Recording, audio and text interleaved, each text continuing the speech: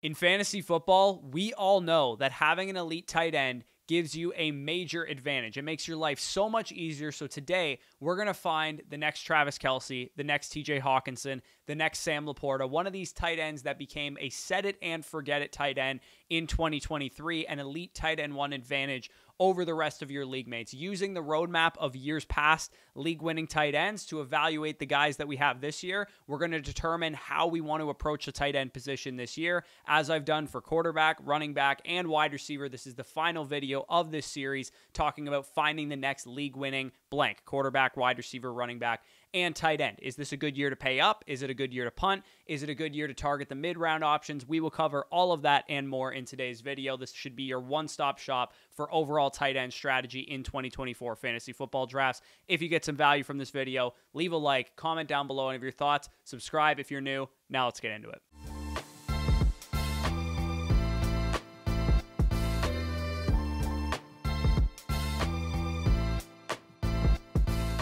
All right, so as we've done in the other videos, we're going over the past league winners at each position to determine the roadmap and the overall guidelines for the next fantasy football tight end that is going to win people leagues. League-winning tight ends, I would say, kind of have two definitions as opposed to like running backs, wide receivers, and quarterbacks. Because a league-winning tight end could be a guy that you drafted early, like a Kyle Pitts or a Travis Kelce or a Dalton Kincaid or something, who produces a monster year, a 14-plus point per game season. Or it could be a guy that you just like pick up off waiver wires, or a guy that you get really late in your draft that becomes a set it and forget it tight end one for you, ergo giving you a big advantage from an opportunity cost standpoint, even if they're not quite as good as those elite options. Last year, I mean, Sam LaPorta was both. You probably got him late in drafts or off the waiver wire, and he was a 14-point per game scorer, but that is extremely, extremely rare. Normally, you see Travis Kelce, TJ Hawkinson, George Kittle, Evan Engram, David Njoku, the guys that are going earlier on in drafts as the guys that finish as the high-end dudes. And then, you know, every once in a while, we get a Trey McBride, we get a Sam LaPorta, we get one of these off the waiver wire guys that really, really helps people out. So we're going to examine the past 32 tight end league winners since the year 2013. There have been 32 guys to finish with 14 points per game in PPR leagues or more. The reason that I'm using the number 14 is because that is on average a top 3 season in PPR points per game for the tight end position. So these guys were truly set it and forget it dudes. We're going to look at how much volume they needed to achieve these seasons first, and then what their situation was like. So on the screen, you can see last year we had Kelce, Hawkinson, and Sam LaPorta. Of course, we see a lot of Travis Kelce on this list, a lot of Rob Gronkowski on this list, a lot of Zach Ertz on this list, a lot of George Kittle on this list, Mark Andrews on this list. You guys know the elite fantasy football tight ends. This past year, like I said, Hawkinson, LaPorta, and Kelce were the guys that finished as league winners. As always, green means anything that they achieved above average among these averages for these 32 guys.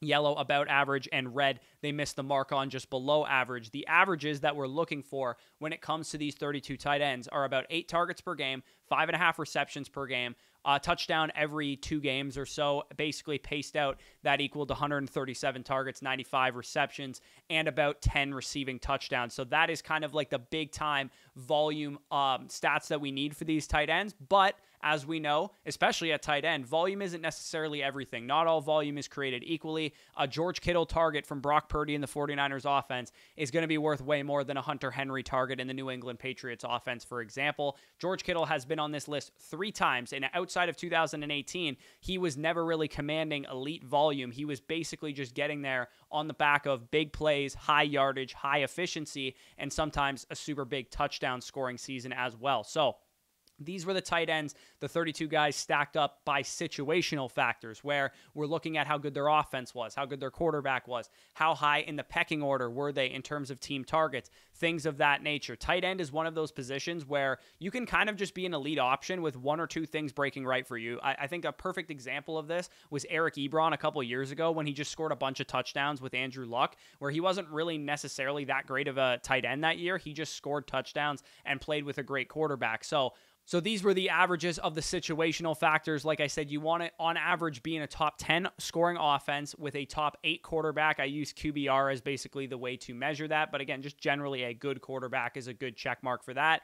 And then ranking team pass attempts, you want to be on about a top 12 scoring offense in terms of overall pass volume. And then in terms of team targets, you can see that more often than not, these tight ends were either the number 1 in their offense or the number 2. Only 2 of the 32 tight ends were not the first or second player in overall targets on their team that year. So again, we want guys that are high in the pecking order at tight end because those guys are typically very rare. And when you can get that high in the pecking order in your team's passing game, you have a super high ceiling as a result. And then only 1 of the 32 guys were not first or second on their team in touchdowns. Of course, tight ends, we want them involved in the red zone. Makes total sense there. And then in terms of route participation and inline usage, these are really important because not all tight ends who's a starter, quote unquote, are used equally. Some starting tight ends block a lot. Some starting tight ends don't run a whole lot of routes. And some backup tight ends or guys that are even in tight end committees are on the field for all of the important snaps. The perfect example of that is a guy like Mark Andrews who comes off the field sometimes, but when there is a route to be run on the Baltimore Ravens, he's out there 95% of the time, which is an important distinction to make from just his overall snap count. Only 4 of the tight ends on this list were sub 70% in terms of overall route participation, and all 4 of those guys just had monster touchdown totals to make up for it.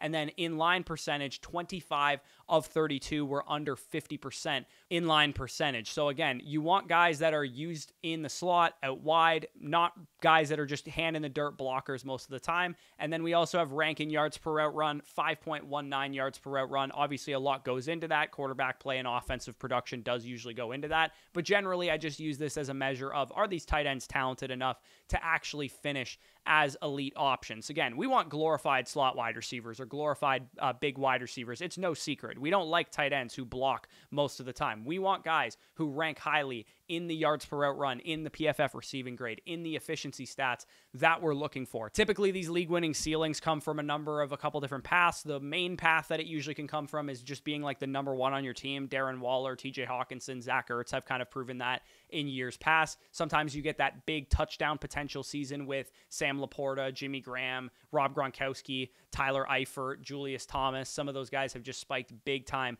touchdown upside. And then, obviously, the best is the combination of the two. When you're the number 1 or the number 2 high-end number of targets on your team, and you're also the number 1 red zone target like Travis Kelce is, like Rob Gronkowski is, like Mark Andrews is, that's what gives you those really, really high 16, 17, 18 potentially point-per-game seasons at the tight end position. So we're going to use this information. Like I said, we're creating a roadmap at the tight end position to evaluate which guys got it this year, the upside that we're looking for, and which guys do not have the upside that we're looking for. So we're going to go 8 by 8 in underdog ADP, and then at the end, we're kind of going to evaluate the landscape of the tight end position and determine which pockets of the draft, based kind of also on the other positions and where we like them, we want to attack the tight end position. So stick around to the end for that. The tight end 1 through 8, you guys can see them on the screen there. This is in order of underdog ADP. So Sam LaPorta, Travis Kelce, Trey McBride, Mark Andrews, Dalton Kincaid, Kyle Pitts, George Kittle, and Evan Engram are the top 8 tight ends in fantasy drafts this year. Again, when you look at their outlooks, it looks quite rosy for a lot of these guys. What jumps out to me is that Travis Kelce, despite having high injury and age concerns, pretty much checks every other box just like he did last year. I even downticked him in yards per route run just because he is a little bit older. Like I actually tried to make him look worse than he is because I could have very easily not included age and injury concerns or included any kind of talent drop-off in the yards per route run, and Travis Kelce would be green all the way down the board like he was last year. So again, Travis Kelce to me is the tight end 1 in fantasy. I love Sam LaPorta, but he is not a better fantasy option than Travis Kelce. Sam LaPorta and Trey McBride jump out as quite safe options as well. They don't have a single box that they do not check, which is pretty rare for any position group. So Sam LaPorta, Trey McBride, again, I feel confident that Trey McBride is going to lose some volume to Marvin Harrison Jr., but he is still going to be a top 2 target on that offense. It's an offense that I think could take a step forward this year. And then Sam LaPorta, yeah, Amon-Ra is going to be the lead target there, and I expect J-Mo maybe to take a small step forward as well, but it should be Sam LaPorta as the number 2 guy in the red zone as well as just overall target share. I think this next range of tight ends is a very interesting discussion because when it comes to Mark Andrews, Dalton Kincaid, and Kyle Pitts, they're pretty nutted ceiling plays. When you think about how high of ceilings these guys have, now, I don't think that necessarily all three of these guys will hit big, but if you think of the best range of outcomes for each guys, Mark Andrews is definitely going to need to have like a big target and touchdown type of ceiling. Does he still have that left in the tank at his advanced age? He's got a little bit of injury concerns. We know the Ravens have Zay Flowers there, and they're not the most pass-friendly offense. So Andrews, I would say, has the most concerns of these three options. With Dalton, Kincaid, and Kyle Pitts, like if they're good enough players, that's literally all it comes down to. They are going to smash for fantasy because Kincaid has a chance to legitimately be the number one receiver for Josh Allen, or at least just a high-volume tight end in general in a pass-heavy offense, in an offense where there's not a solidified dude right now. Curtis Samuel, Keon Coleman, Khalil Shakir are all fine, but Dalton Kincaid theoretically projects as their highest target earner. And then with Kyle Pitts, if he can be utilized properly in this new offense with Zach Robinson coming in, he had his two biggest issues solved this offseason, which is number one, Arthur Smith is no longer there, which means that they're not going to run the ball constantly. They're actually going to pass the ball probably more often than they run for once in Kyle Pitts' career. And Kyle Pitts has a chance to be in an offense that throws 600 times, which would be a stark, vast 120 pass attempt increase from the Falcons' offenses he's played this whole career. And his other major issue was not only did he get a quarterback upgrade, he got two. He got Kirk Cousins as the main quarterback upgrade, who of course is a top 15 quarterback in the NFL, potentially better. And he also got some insurance behind Kirk Cousins if he deals with injury, that Michael Penix was a first-round pick and has a chance to play if Kirk Cousins misses time. So for me, I look at Kyle Pitts as, yeah, he seems risky in theory, but he actually really isn't because his injury concerns are no longer there. He's 2 years removed from that cleanup procedure that he had. The offensive concerns are no longer there. If Kyle Pitts is as good as we think he is, and all the spreadsheet nerds think he's a great player, he is going to absolutely crush for fantasy. And in the round 4, round 5 range where Andrews, Kincaid, and Pitts go, it's that range of the draft where running backs and wide receivers take a little bit of a step down. I think rounds 1 to 3, it's hard for me to pull the trigger on Sam LaPorta and Travis Kelce because there's so many great running backs and wide receivers there. But rounds 4, 5, and potentially even 6, if people are really against these guys, you're going to get much better options at tight end here with these three guys than you are getting with like a wide receiver 2 projection or a wide receiver 3 projection or a dead zone running back projection. So I really do like this range of the draft as a range that I'm targeting at the tight end position. Then we get into George Kittle and Evan Engram. I think they're pretty clearly behind those guys, but that's okay because they're going behind them pretty well, actually, after them in ADP. George Kittle is a guy that you can routinely get in the mid to late 6th round as opposed to like 4 or 5 turn where you have to take those other guys. And then Evan Engram probably around the end of the 6th, early 7th round is where you're getting him. Of the two, I definitely prefer George Kittle. I just want to bet on the efficiency, bet on the talent, bet on the player that I've seen, George Kittle, who's finished on this list 3 times already. He is the type of dude that can absolutely break fantasy, especially if one of those 49ers pass catchers, Deebo Samuel, Brandon Ayuk, Christian McCaffrey, ends up suffering an injury. He has a chance to move up the pecking order, but for the most part, he is definitely behind the rest of those guys. So that top 8 tier for me is very clearly, and I would actually even probably not include Evan Engram. He's probably more so in line with the tight ends 9 through 11 that I'm about to talk about. But that top 7 tier specifically, I am looking to secure one of those guys this year because I think there is a very, very easy way that you can deviate away from attacking the running back and wide receiver position. I already told you guys in the quarterback video, spoiler alert if you haven't seen it, that late round quarterback is back, and it's the type of strategy that you can use to punt the quarterback position, still get a great option, and fill out the rest of your roster. And part of the reason why I'm comfortable doing that at quarterback is because I'm more confident in the projections of these elite tight ends relative to the rest of the field. I think Jalen Hurts, Josh Allen, and those guys will be great, but I do think that the late round 15 quarterback is also going to be great. So scarcity creates value, and that's why these tight ends are expected to be very, very good options.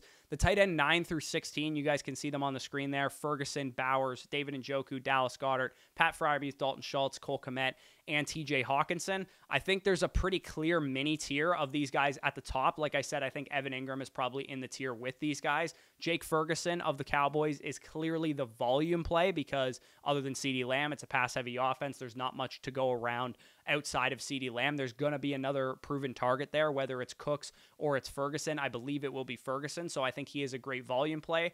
Brock Bowers is an awesome upside swing, the best tight end prospect that I've ever scouted, and he has a chance to go in right away, be used in a versatile way, get some layup type of throws on crossing routes, on design touches, things of that nature. And we know that once he's actually out there running routes against defensive backs, against safeties, against linebackers, I feel confident that Brock Bowers is going to make an immediate impact to the tune of what Sam LaPorta did last year. The only problem is Sam LaPorta played for an elite offense. Brock Bowers plays for one of the worst offenses in the NFL. So can he overcome that? That's his major concern. David Njoku, I think, is a good mix of the two, right? He has the volume like Ferguson, but he also has the upside like Brock Bowers, and he is a guy that I find myself targeting very, very often because even though he has some concern, Amari Cooper and Jerry Jeudy are proven target earners, David Njoku's quarterback position is a little bit in flux with Deshaun Watson right now. They keep talking this dude up. They keep talking about wanting to go more up-tempo, keep talking about David Njoku getting a lot of targets and getting a lot of looks. So I feel really confident in David Njoku's price tag this year for a guy who is literally the best tight end in fantasy from week 8 through the rest of the season. You would think he'd be going higher than this. I'm really surprised he's not going ahead of Evan Engram or ahead of some of these guys just based on what he did at the end of the season. It's really shocking to me that he was actually better than Trey McBride down the stretch, and Trey McBride is the tight end 3 in ADP, and David Njoku is the tight end 11. So those three guys specifically are like my last chance to get a tight end who I think is a set-it-and-forget-it starter, and I've been heavily targeting those three guys. Failing that, there is a couple options that I like later, and Dallas Goedert and Pat Freiermuth make up a nice little mini tier behind them. A solid mix of floor and top 6 upside, I would say, but they're probably just a tad short of being elite league winning upside because with Goddard, he's got to compete with Devontae Smith and A.J. Brown, and unless one of those guys get injured, he's probably not going to be a league winner. And then with Pat Freiermuth, he plays in what we expect to be probably the most run-heavy offense in the NFL with Arthur Smith there, with the 2 running backs that they have. And even though he's clearly the number 2 target, in my opinion, behind George Pickens, I don't really think Russell Wilson / Justin Fields is going to be enough of a great, efficient passing game to be able to make Pat Freiermuth like a league winner. But like I said, would it shock me if Pat Freiermuth finished like tight end 6, tight end 7 in fantasy this year? No, I think he actually is a pretty safe option if you punt the tight end position. He's one of my favorite punt tight ends to go after. These next 2 guys, Dalton Schultz and Cole Kmet, in my opinion, they're best ball only because they're in such crowded offense that it's difficult to me to say that in a managed league, I'm going to feel comfortable starting Dalton Schultz this week or Cole Kmet this week. Yeah, you just play game script, you play positive game environments, but there's a very good chance that Tank Dell, Stephon Diggs, Nico Collins make Dalton Schultz a completely random, you have no idea when he's going to go off type of play, and same can be said for Cole Kmet with all 3 of those Bears wide receivers there. So TJ Hawkinson, the final guy that is in this range of the draft. Obviously, when he's healthy, he would be way higher than this, but he is likely to start the season missing a couple games, missing the first 6 games, potentially on the PUP list. He's a good guy to stash if you have some upside swings that you can just stash on your IR spot, but otherwise I probably wouldn't draft him in a managed league. Maybe if you want, you could punt tight end completely, grab Dallas Goedert or Pat Freiermuth and say round 10, round 11 or something like that, and then maybe in round 13, round 14, grab TJ Hawkinson. If you completely punted the position, you get your safe option with Goddard or Freiermuth, and then maybe you pair him up with TJ Hawkinson later on so that in the late portion of the season when everything matters and you want to try and win the championship, you do have at least one guy who can be a league-winning tight end because TJ Hawkinson, like I said, when healthy, should be that type of dude. So moving into the final group of tight ends, we have the tight end 17 through tight end 24, Luke Musgrave, Hunter Henry, Noah Fant, Tyler Conklin, Cade Otton, Isaiah Likely, Jonnu Smith, and Ben Sinnott. Reading the table here, it looks like there's a lot of question marks around these guys. You have some ceiling plays with Luke Musgrave, Noah Fant, Jonnu Smith, and Ben Sinnott. You also have some floor plays with Hunter Henry, Tyler Conklin, and Cade Otton. But I look at this situation and I feel like I would be really uncomfortable with this guy as my tight end 1 in a managed league. And again, in best ball, maybe you can get away with it because you can draft 3 of these dudes and just completely punt the position and load up later on. But in managed leagues, I just don't feel comfortable with this one of these dudes as my lead tight end going into each and every week. You're basically already admitting that you're streaming the tight end position from the very get-go of the draft. So again, if you love Noah Fant, I really actually quite like Noah Fant this year, but he's more so the type of guy that I would draft if I had Dalton Schultz or if I had Dallas Goedert or if I had Pat Freiermuth already and I wanted an upside swing, or if I'm in best ball and I wanted to lock down my tight end position at my tight end 2. I think Noah Fant is a fine option. I just wouldn't feel comfortable with Noah Fant as my main tight end going into a managed league as my only guy, or maybe I had Fant and Sinnott as my only 2 guys. I don't think you're strong enough at the position to be able to do that. So if you're taking anything away from this part of it, it's that you're probably not in a good spot if you draft one of these guys as your only tight end. You're going to need somebody better than that. You're going to need multiple swings at the bat there. Let's move into scoring the tight ends, because as we do in all these videos, we make a scorecard and kind of determine which areas of the draft are profitable, which areas of the draft are we attacking. And as you can see, basically kind of lined up with everything that I said, the top 6 tight ends in ADP are great options. My plan at tight end is quite simple. Route number 1 is I would love to secure one of these top 6 guys. As you can see, they just completely stand out as awesome values, better than the top 6 tight ends were in ADP last year. And that's saying a lot because elite tight end was quite valuable last year. With Kelce and LaPorta in the mid-3rd round, I'm okay pulling the trigger. But like I said, it's difficult when the running back and wide receiver projections are strong in that area of the draft. Trey McBride in mid-round 4, again, the wide receivers and running backs start to taper off, so I'm okay with him there. Or in the range that I've been targeting the most, specifically in my home league, I pick at the 103, which means that snake draft rules dictate I pick at the 503. I really like getting one of Andrews, one of Kincaid, one of Kyle Pitts with one of those picks, because I feel quite good that all 3 of those guys have super high ceilings. I would say Pitts is the one that has the highest ceiling. Mark Andrews is the riskiest. Dalton Kincaid, kind of a good balance of the 2. Again, if I don't get one of the top 6 tight ends, let's say I went wide receiver, running back in those positions, and it's round 6, round 7, I don't mind grabbing George Kittle or Evan Engram, but to be honest, I prefer punting that group of tight ends unless I get really good value on them, and grabbing that Jake Ferguson, Brock Bowers, David Njoku tier, because instead of grabbing George Kittle in round 6, I can grab Jake Ferguson in round 9 or round 10 potentially, and I can continue to pound out wide receivers and running backs or quarterbacks, whatever, in that area of the draft where most of the running back and wide receiver values by round 8, round 9, round 10, where Ferguson, Bowers, and Njoku go, they're usually dried up at that point in the draft. So I actually feel better deviating, just given the landscape of how good these guys project. Like you can see, they have green projections here, meaning that they do have this type of ceiling. Jake Ferguson, Brock Bowers, and David Njoku, the fact that they're just a touch behind those like 6th, 7th round guys, and they actually project apparently better than George Kittle and Evan Engram from a ceiling standpoint, just makes me want to punt that group of tight ends into round 8, round 9, round 10, when the wide receiver and running back value has dried up anyways, and then I'll just take Ferguson and Njoku or Brock Bowers at that point in time. And then failing that, and again, I don't want to take this route very often, Route 3 is grabbing Goddard or Freiermuth as your main tight end, and then swinging in the later portion of the draft for an upside guy like TJ Hawkinson if he's falling, especially if you have an IR spot. I think that's definitely a more viable strategy. Noah Fant or Ben Sinnott specifically. So generally, I'm in favor of fading tight ends, especially when it comes to like dynasty formats. But this year in redraft managed leagues, I really don't want to. I think that I want to get to a point where the tight end is the best projection on the board. At some point from rounds like 4 through 7, that usually ends up being the case. And then failing that, like I said, round 8 to 10, that definitely ends up being the case. So inside of the first 10 rounds, I probably want to leave with my set it and forget it tight end if you guys are taking anything away from this video. In managed home leagues, try and secure David Njoku or better at the tight end position, whichever falls to you. For me, my favorite targets based on the value that lines up at tight end versus the other positions that are on the board and kind of just guys that I've noticed that have fallen to me. Travis Kelce in the early to mid-3rd round. He's just such a great projection that I think you have to take him at that point. Kyle Pitts in the early 5th round, the late 4th round. Dalton Kincaid, kind of same area of the draft. I do think that George Kittle is a half-decent value because sometimes he falls to like the 6-7 turn almost. Brock Bowers, Jake Ferguson, and David Njoku, like I said, rounds 8 to 10 are the guys that I find myself targeting the most often. So what are you guys doing at tight end? Let me know down below. Who is your guy this year? Who do you really like? Which pockets of the draft are you attacking? I kind of give you guys my 2 cents throughout this video. If you enjoyed this video, leave a like down below. Leave a like if you've enjoyed this series so far. Quarterback, running back, wide receiver, and tight end.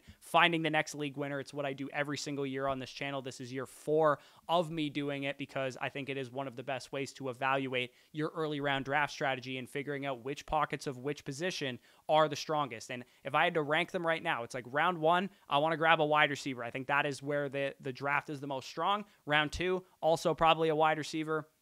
Round 3, probably a running back is the most strong position there. Round 4, it's probably tight end or quarterback there. Round 5, it's probably wide receiver / tight end or quarterback. Round 6, it's probably wide receiver. Round 7, it's probably wide receiver. Round 8, it's probably wide receiver or running back. Round 9, it's probably tight end, quarterback, or wide receiver. And then round 10, probably the same thing. So again, using that as your roadmap and determining, okay, if I deviate for a round 1 running back, where am I going to make up the value at wide receiver? Thinking about the pockets that you're going to be in the draft at each position is a really important part to draft strategy. And of course, if you want specific player takes, if you want our rankings, if you want our draft guide to help you dominate your league mates this year, head on over to flockfantasy.com. Use the promo code FSE. It is available over there for everybody involved. 7-day free trial to get you started over there and 30% off with our promo code. But if you do want to get it for free, you can sign up on Underdog Fantasy using just $10 as a minimum deposit and use promo code FSE, and within 24 hours, the draft guide will get emailed to you. If you used our promo code last year, tell a friend about Underdog Fantasy. Get them to sign up on Underdog Fantasy with a minimum $10 deposit, and then forward you the email